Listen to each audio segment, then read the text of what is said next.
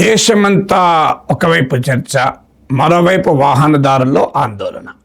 Ethanol blended petrol EBP అంటే పెట్రోల్లో ethanol biofuel కలిపితే మీకు పెట్రోల్ వాడకం తగ్గుతుంది అనే ఆలోచనతో మొదలైంది.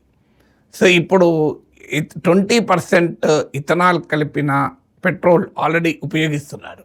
దీన్ని E20 అంటారు. ఇప్పుడు పెట్రోల్లో ఇథనాల్ ప్రపోర్షన్ నిష్పత్తిని పెంచాలి అని ప్రతిపాదన కేంద్ర మంత్రుల నుంచి ప్రభుత్వాల నుంచి వస్తున్నాయి. సో రాబోయే కాలంలో ఇథనాల్ భాగము పెంచుతూ పోతూ ఉంటారు.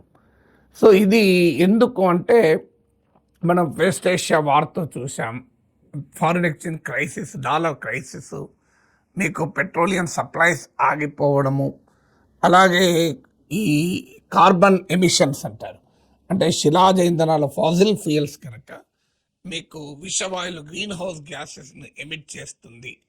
అందువల్ల ఇథనాల్ బ్లెండింగ్ అంటే పెట్రోల్ ఇథనాల్ వాడి పూర్తిగా బయోఫ్యూయల్స్ పైన ట్రాన్స్పోర్ట్ సిస్టమ్ నడిస్తే పర్యావరణానికి మంచిది, మనకు స్వావలంబన సెల్ఫ్ రిలయన్స్కి ఉపయోగపడుతుంది, మనము ఇతర దేశాలపైన ఆధారపడడం తగ్గుతుంది, డాలర్లు మిగులుతాయి అన్నది కాన్సెప్ట్. ఈ కాన్సెప్ట్ కొత్త కాదు. 1990sలోనే నేషనల్ పాలసీ అండ్ బయోఫ్యూయల్స్ అని ప్రతిపాదించబడింది. 2021లోనే నీతి ఆయోగ్ రిపోర్ట్ వచ్చింది. 2022లోనే national policy and biofuel amend చేశారు. E20 పెట్రోల్ అనేది ఆల్రెడీ అమల్లోకి వచ్చింది. చాలా పెద్ద మొత్తంలో డాలర్లు సేవ్ అయింది కూడా నేషనల్ ఎకానమీకి. దాంట్లో కూడా డిస్ప్యూట్ ఎవరికి అవసరం లేదు. ఇప్పుడు ఇథనాల్ పర్సంటేజ్ను పెంచాలి అన్న ప్రతిపాదన అనేక ప్రశ్నలకు దారితీస్తుంది. ఒక ప్రశ్న ఏంటంటే what are the cost on the consumers. ఇప్పటికే పాత బండ్లు, కార్లు వాడుతున్న వారి పరిస్థితి ఏంటి, వారికి ఇది ఏ రకమైన ఇబ్బందులు తెస్తుంది. రెండు, ఈ ఇథనాల్ మన దేశంలో ప్రధానంగా క్రాప్ బేస్డే కనుక ఇది పంటల పైన, వ్యవసాయ తీరుతెన్నుల పైన, క్రాపింగ్ ప్యాటర్న్స్ పైన ఏ రకమైన ప్రభావాన్ని చూపుతుంది.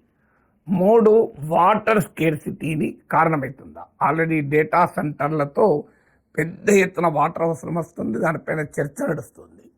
ఒకవైపు మనము చాలా సందర్భాల్లో వర్షాభావ పరిస్థితులు ఎదుర్కొని, వాటర్ స్కేర్సిటీ ఎదుర్కొని క్లైమేట్ చేంజ్ను కూడా చూస్తున్నాం.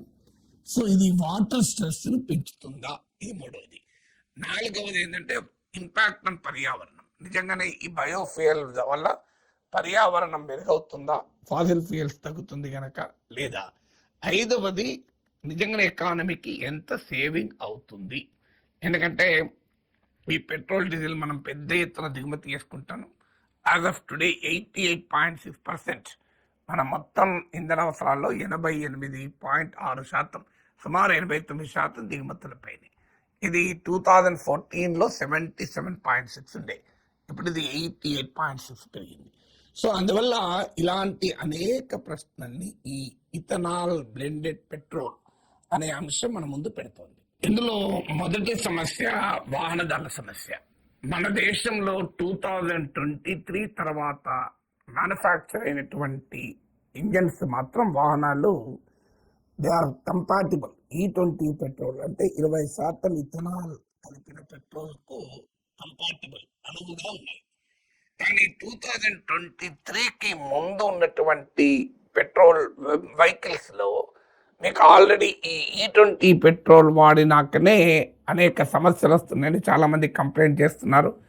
రిపేర్లు వస్తున్నాయి, ఒక్కోసారి మళ్ళీ దాని కొరకు సెపరేట్గా కిట్లు మార్చుకోవాల్సి వస్తుంది. సో ఇంజన్ తొందరగా చెడిపోతుంది అని మీకు ఆల్రెడీ కంప్లైంట్స్ చాలా వస్తున్నాయి. ఎందుకంటే ఈ ఇథనాల్ వాడడం వల్ల మీకు ఇంజన్లో చేంజెస్, ఫ్యూయల్ ఇంజెక్షన్ సిస్టమ్స్లో, ఇతర సిస్టమ్స్లో ప్రాబ్లమ్స్ తొందరగా వస్తున్నాయన్న కంప్లైంట్లు వస్తున్నాయి. ఇప్పుడు ఇక 20%కి ఈ కంప్లైంట్లు వస్తే నీవు ఇథనాల్ బ్లెండింగ్ పెరిగిన కొద్దీ ఈ కంప్లైంట్లు మరింత తీవ్ర రూపం దాలుస్తాయి. కొన్ని కంపెనీలు ఆల్టర్నేటివ్గా ఈ ఇథనాల్ బ్లెండింగ్కి ఉపయోగపడేలా ఉండటానికి కిట్స్ తయారు చేసినా అది వాహనదారుల పైన భారంగా మారిపోతుంది. ఇప్పుడు మోటార్ వెహికల్ 2 వీలర్స్ అయితే కనీసం ఒక 12,000 ఈ కిట్లకు ఖర్చు అవుతుందని చెప్తున్నారు. కార్లకైతే 25,000 దాకా కూడా అవుతాయని. బట్ అవి కూడా అడ్జస్ట్మెంట్లే తప్ప ఇంజన్ కంపాటబిలిటీ కాదు. అంటే ఇప్పటి వరకు మన దగ్గర ఉన్న కంపాటబిలిటీ E20కి మాత్రమే.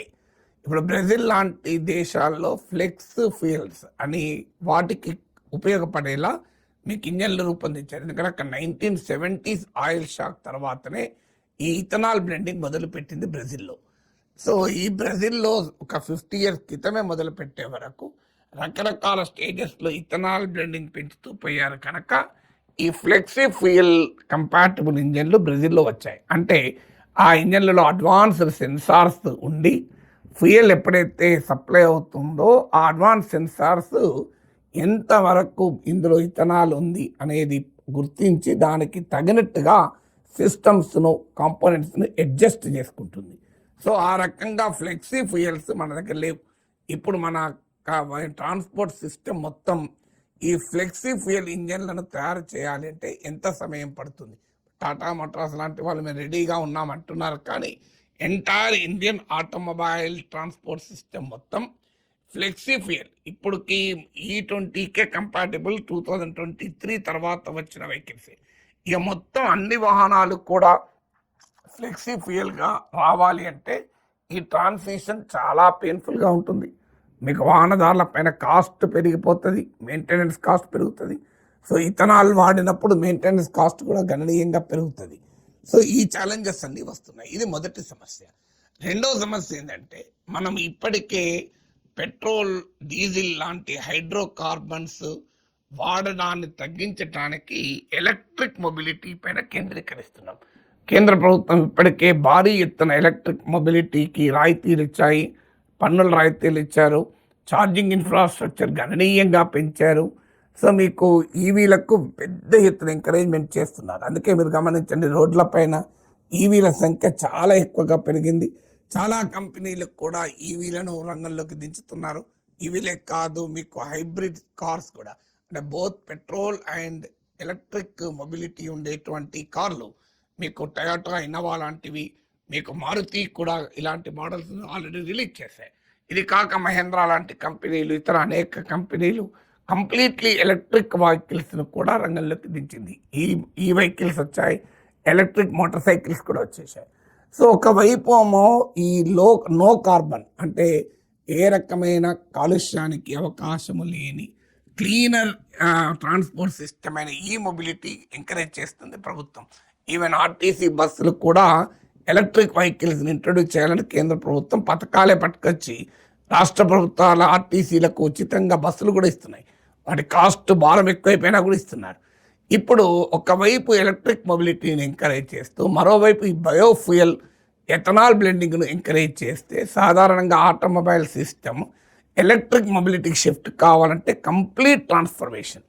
దానికన్నా ఇప్పుడు ఇథనాల్ బ్లెండింగ్కి వాళ్ళు ఎక్కువగా ప్రియారిటీ ఇస్తారు. ఎందుకు ప్రియారిటీ ఇస్తారంటే ఇది ఉన్న సిస్టంలోనే కాస్త మాడిఫికేషన్ కనుక. ఇప్పుడు పెట్రోల్ ఇంజన్ను మాడిఫై చేసి ఇథనాల్ పోర్షన్కు బ్లెండింగ్ చేయడం, లేదా బ్రెజిల్ లాగా ఫ్లెక్సీ ఫ్యూయల్స్కు అంటే డిఫరెంట్ లెవెల్స్ ఆఫ్ ఇథనాల్ ఉన్నదానికి అనుగుణంగా ఇంజన్లను కంపాటబుల్ చేయడం.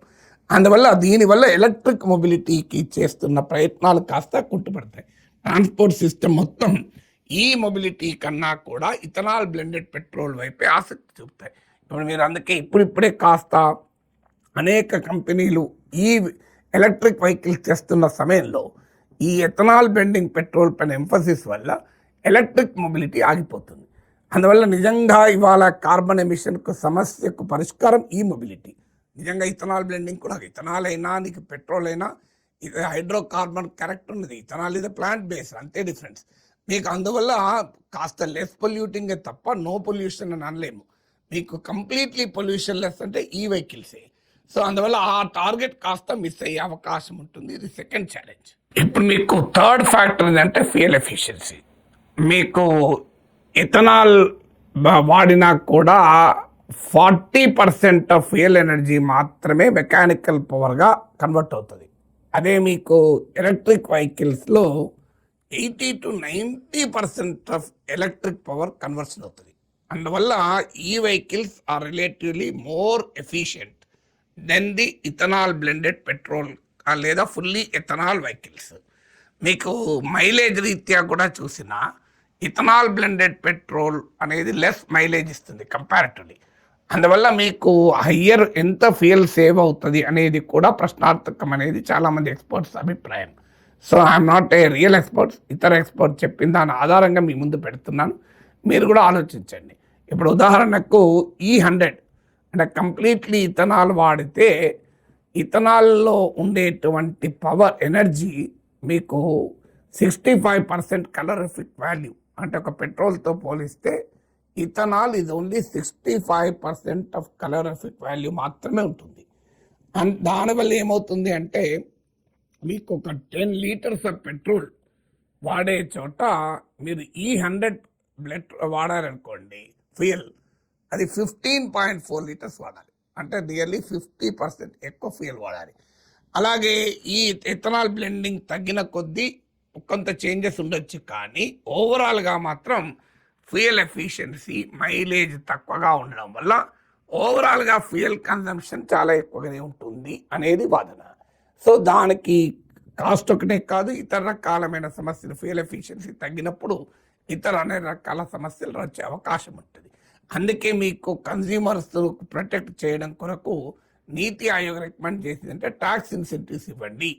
ఈ ఇథనాల్ బ్లెండెడ్ పెట్రోల్ వాడుతున్న వారికి మీరు అంతమంది ట్యాక్స్ ఇన్సెంటివ్స్ ఇస్తే మైలేజ్ తగ్గినందుకు, ఫ్యూయల్ ఎఫిషియన్సీ తగ్గినందుకు మీకు కంపెన్సేట్ అవుతుంది అన్నారు. కానీ దీనికి ప్రభుత్వం అంగీకరించలేదు. కారణం ఇథనాల్ ప్రొడక్షన్ కాస్ట్ ఎక్కువ ఉంటుంది అనే కారణం చెప్పి ప్రభుత్వం రాయితీలు ఇవ్వడానికి అంగీకరించలేదు. సో అందువల్ల ఇవాళ ఎలక్ట్రిక్ వెహికల్స్ అన్న రాయితీలు ఉన్నాయి, కానీ ఇథనాల్ బ్లెండెడ్ పెట్రోల్ వాడినా when you are contributing to the national goal of ethanol transition of transport system, ఈ కన్జ్యూమర్కు మాత్రం కాస్ట్ పెరిగే అవకాశమే కనబడుతుంది. ఎందుకు మరి కన్జ్యూమర్కు కాస్ట్ పెరిగిపోతుంది అంటే మైలేజ్ తగ్గడమే కాదు, ఇథనాల్ కలపడం వల్ల వచ్చే బెనిఫిట్ కూడా ఉండడం లేదు. ఎందుకు ఉండడం లేదు? ఇక్కడ మనం బ్రెజిల్తో కంపేర్ చేయాలి. బ్రెజిల్లో ఇథనాల్ ప్రైసెస్ను ప్రభుత్వము తక్కువ స్థాయిలో ఉంచింది. ఇప్పుడు ఉదాహరణకు బ్రెజిల్లో పెట్రోల్ ప్రైస్లో 30% తక్కువ ఉంటుంది ఇథనాల్ ప్రైస్. అంటే 100 రూపాయలు మీకు పెట్రోల్ ప్రైస్ ఉంటే ఇథనాల్ 70 రూపాయలు ఉంటుంది. అందువల్ల ఇథనాల్ బ్లెండెడ్ పెట్రోలియం కలపడం వల్ల మైలేజ్ తగ్గినా ఫ్యూయల్ కాస్ట్ తగ్గి కన్జ్యూమర్ ఇన్సెంటివైజ్ అవుతాడు. కానీ మన దగ్గర అలా లేదు. పెట్రోల్ రేటుతో ఇథనాల్ రేట్ పోటీ పడుతుంది. దీనికి కారణం ఏంటంటే ప్రభుత్వం పెద్ద ఎత్తున ఇథనాల్ ప్రొడక్షన్ ఎంకరేజ్ చేయడానికి మీకు షుగర్ డిస్టిలరీస్కు, ఇథనాల్ మన దేశంలో ప్రొడ్యూసర్స్కు పెద్ద ఎత్తున రాయితీలు ఇవ్వడం వల్ల కాస్ట్ వారు హయ్యర్ కాస్ట్కి అమ్ముకోవడానికి అవకాశాలు కూడా ఇవ్వడం వల్ల ఇలా ethanol is no longer a cheaper fuel compare to petrol. తేడా ఏంటంటే పెట్రోల్ ఏమో మనం దిగుమతి చేసుకోవాలి, ఇథనాల్ ఏమో దేశీయంగా ప్రొడ్యూస్ చేస్తాం. అంటే నేషన్కు ఫారిన్ ఎక్స్చేంజ్ సేవ్ కావచ్చు, కానీ కన్జ్యూమర్కు మాత్రం సేవింగ్ ఏమీ ఉండడం లేదు. 4th పాయింట్ ఏంటంటే అగ్రికల్చర్ పైన ఉండే ఇంపాక్ట్ ఏంటి. ఇప్పుడు ఒక్కసారి ఇథనాల్ ప్రపోర్షన్ పెరుగుతున్న కొద్దీ ఎంటైర్ అగ్రికల్చరల్ సెక్టార్ నుంచి ఇథనాల్ రావాలి. ఇప్పుడు ఇథనాల్ ప్రొడక్షన్లో పాలసీస్లో ఉన్న గందరగోళం చెప్తే ఆశ్చర్యం వేస్తుంది. మొదలు ఇథనాల్ 10% మాత్రమే బ్లెండింగ్ అనుకుంటే ఇండియాలో ఇబ్బంది ఏమి ఉండదు. ఎందుకంటే మన షుగర్ ఇండస్ట్రీలో బై ప్రోడక్ట్ అయిన మొలాసెస్తోనే ఈ 10% వరకు డిమాండ్ను మీరు చేయొచ్చు. కానీ ఎప్పుడైతే ఈ 20% బ్లెండింగ్ ఇథనాల్ బ్లెండెడ్ పెట్రోలియం వచ్చిందో, అంటే పెట్రోల్లో 20% వరకు ఇథనాల్ కలపడము, ఇథనాల్ ప్రొడక్షను మొలాసెసే సరిపోలే. అప్పుడు ఏం చేశారంటే డైరెక్ట్గా కేన్ షుగర్ జ్యూస్ని కూడా దాన్ని కూడా మీకు ఇథనాల్ ప్రొడక్షన్కు డైవర్ట్ చేశారు. అంటే షుగర్ ప్రొడ్యూస్ చేయాల్సిన దాన్ని కాస్త ఇథనాల్ ప్రొడక్షన్కు వాడడం మొదలుపెట్టారు. దీంతో sugar demand and supply miss match వచ్చింది. దాంతో అది తట్టుకోవటానికి ఇథనాల్ని ఇంపోర్ట్ చేయడం మొదలుపెట్టారు.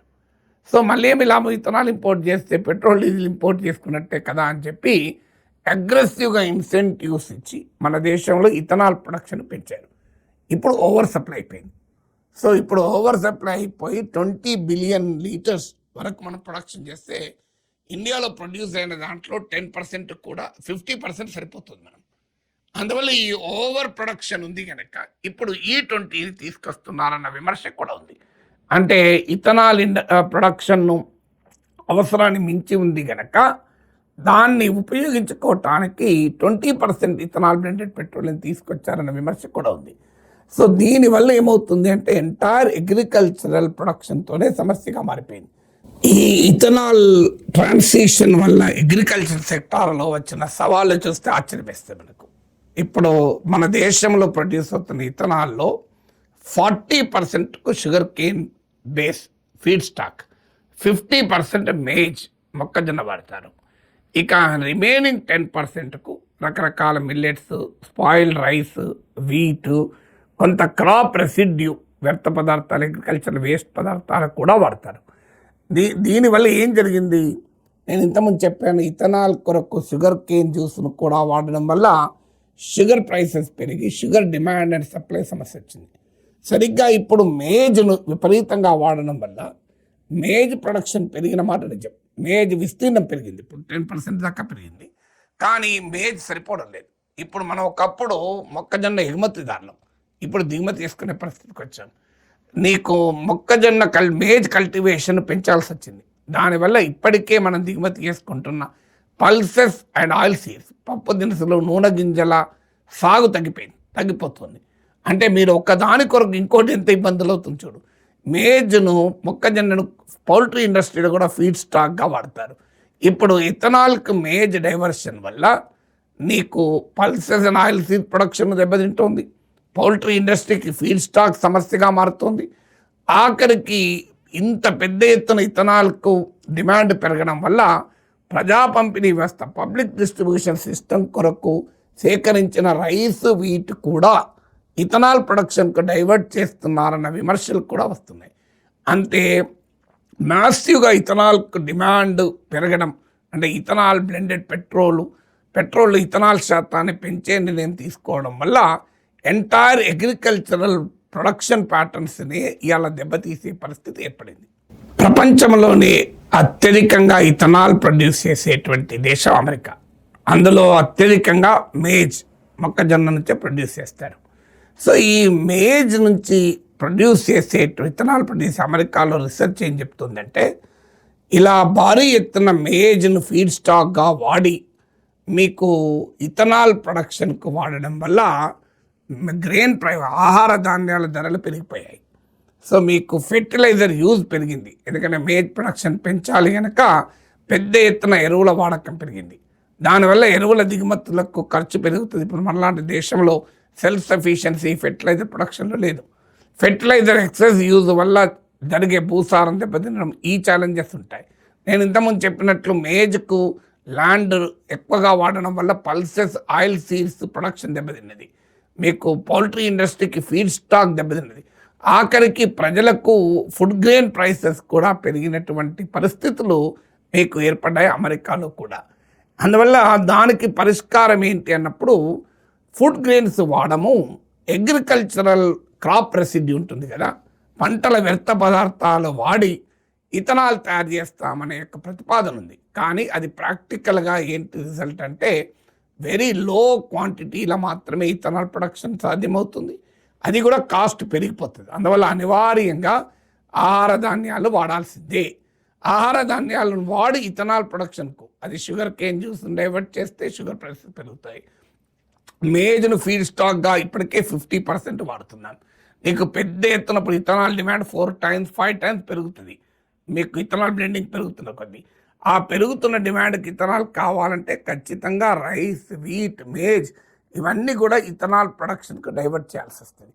అప్పుడు భారతదేశంలో ఫుడ్ ప్రైస్ ఇన్ఫ్లేషన్ వచ్చే అవకాశం ఉంది. ప్రజల ఆకలి తీర్చాల్సిన ఆహార ధాన్యాలు కాస్త వాహనాల ఆకలి తీర్చే ప్రమాదం పొంచి ఉంది అని నిపుణులు హెచ్చరిస్తున్నారు. ఇక ఈ బయోఫ్యూయల్ ట్రాన్సిషన్ లేదా ఇథనాల్ బ్లెండెడ్ పెట్రోలియం తీసుకొచ్చేటువంటి సవాళ్ళలో వాటర్ యూజ్ ఎంత అని. ఎందుకంటే డేటా సెంటర్లకే ఇప్పుడు విపరీతంగా వాటర్ అవసరం అని అంటున్న సమయంలో ఈ బయోఫ్యూయల్ ట్రాన్సిషన్కు కూడా పెద్ద ఎత్తున వాటర్ అవసరం. అయితే ఈ వాటర్ ఎంత అవసరమో అనేది అర్థం కావటానికి మనకు కాస్త లెక్కల్లోకి వెళ్ళాలి. ఎందుకంటే ఇప్పటి వరకు నేను ఇతర 4 ఛాలెంజెస్ చెప్పాను. ఈ 5th ఛాలెంజ్ ఏంటంటే వాటర్. ఇందులో మీకు ఇథనాల్ అంటే ఏంటి? For the benefit of those do not know it, ఇది అగ్రికల్చరల్ మెటీరియల్ను ఫర్మెంట్ చేయడం ద్వారా ఒక రకమైన ఆల్కహాల్ ప్రొడ్యూస్ అవుతుంది. దాన్నే ఇథనాల్ అంటాం. సో ఈ ఇథనాల్ మన దేశంలో క్రాప్ బేస్తోనే ఎక్కువగా ప్రొడ్యూస్ అవుతుంది కనుక రైస్ ప్రధానంగా ఇప్పుడు నేను ఇంతకుముందు చెప్పాను 40% షుగర్ కేన్ ద్వారా అవుతుంది, 50% మేజ్ ద్వారా అవుతుంది, ఇతర సోర్సెస్ ద్వారా 10% అవుతుంది. సో ఇప్పుడు దీనికి ఏంటిది క్రాప్ బేస్ కనుక ఆటోమేటిక్గా వాటర్ యూజ్ను మనం 2 చోట్ల చూడాలి. ఒకటి ఇథనాల్ మ్యానుఫ్యాక్చర్ చేసే డిస్టిలరీస్లో ఎంత వాటర్ వాడుతున్నారు అని, దీన్నే ప్రాసెస్ వాటర్ అంటారు. మీరు ఈ ప్రాసెస్ వాటర్లు పెద్ద ఎక్కువ మీకు కాదు.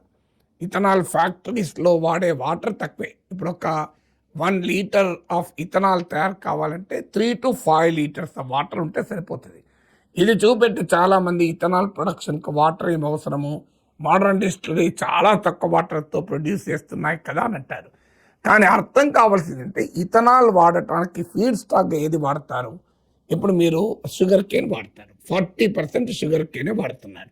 Sugar cane 1 litre of ethanol produce చేయడానికి అవసరమైన షుగర్ కేన్ కల్టివేట్ కావాలి అంటే 3630 లీటర్స్, 3630 లీటర్ల వాటర్ కావాలి. ఇండియా టుడేలో వచ్చినటువంటి డేటా మీ ముందు చూపెడుతున్నాను, స్క్రీన్ పైన చూడండి. ఇక 50% మేజ్ వాడతారు. ఈ మేజ్ 4670 లీటర్స్ కావాలి. అంటే 1 లీటర్ ఆఫ్ ఇథనాల్ తయారు కావాలంటే వాడే మొక్కజొన్న ఎంత తెలుసా? ఆ వాడే మొక్కజొన్నకు వాడే వాటర్ ప్రొడ్యూస్ చేయాలంటే వాటర్ 4670 లీటర్స్ వాడాలి. అంత క్వాంటిటీ ఆఫ్ మేజ్ వాడాలి. ఇక రైస్ అయితే ఫీడ్ స్టాక్గా వాడితే ఇక చెప్పాల్సిన అవసరం లేదు. ఎందుకంటే మన దేశంలో rice is a highly water intensive crop, sugar cane కూడా వాటర్ ఇంటెన్సివ్ క్రాప్. మేజ్తో రైస్తో పోలిస్తే మేజ్ తక్కువే కావచ్చు, బట్ స్టిల్ వాటర్ బాగానే అవసరం ఉంటుంది, ఎక్కువ మేజ్ క్వాంటిటీ కావాలి కనుక. రైస్ కనుక వాడితే ఫీడ్ స్టాక్గా 1 లీటర్ ఆఫ్ ఇథనాల్ ప్రొడ్యూస్ కావాలంటే ఉపయోగించే రైస్ క్వాంటిటీ కల్టివేట్ కావాలంటే 10,790 10,790 లీటర్ల వాటర్ కావాలి. ఇది ఎక్కడికి వెళ్ళి తెస్తాము ఈ వాటర్ అంతా? మీకు ఇది పెద్ద ఛాలెంజ్. ఒకవైపు మన రైతులకే నీళ్లు లేక పంటలు ఎండిపోతున్న పరిస్థితి, క్లైమేట్ చేంజ్ వల్ల వాటర్ అవైలబిలిటీ తగ్గిపోతుంది, భూగర్భ జలాలు అడిగంటిపోతున్నాయి, డేటా సెంటర్లు వచ్చి పెద్ద ఎత్తున నీళ్లు తాగేస్తున్నాయి.